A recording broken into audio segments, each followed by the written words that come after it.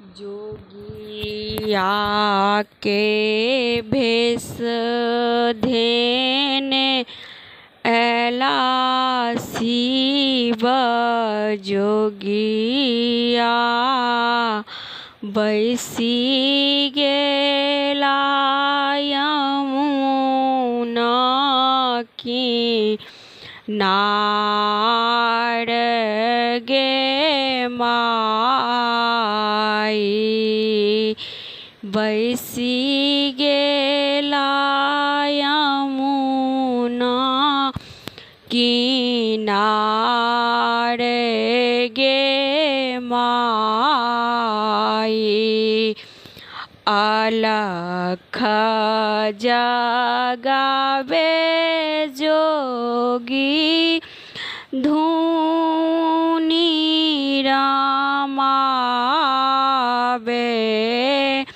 डम डम डम रूप जावे गे माई डम डम डम रूप जावे गे माई डमरू आवाज सुनी गौरी दाई बाहर भेली डमरू आवाज सुनी गौरी दाई बाहर भेली चली लानी गंगा किनार गे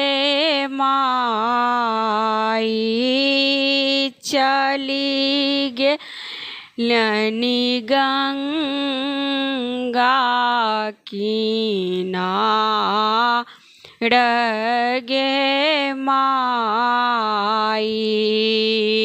कहाँ एलो जोगी कहाँ आहाँ जायब के छठी नारी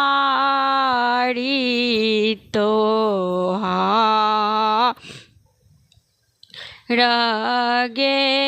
माई कैला से ऐलौं गौरी काशी हम जाय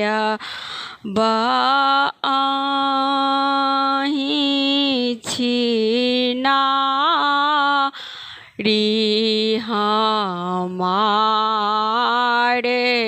गे माई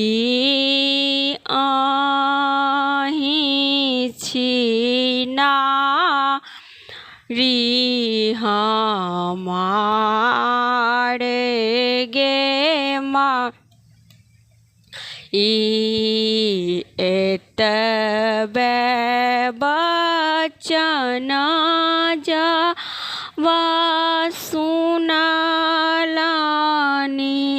गौरी धाय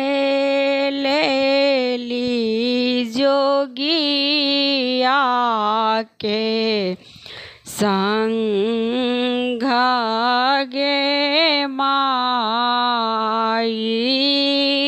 धाय लेली जोगिया के संग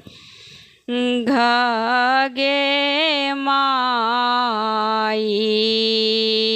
अगला जनम गौरी आहीं हमर पत सत छलौं पिछला जनम गौरी अहीं हमर सती छलौं छोड़ी गेलौं हमरो के साथ गे माई एही रे जनम दानी साथ निभायबा रहब संग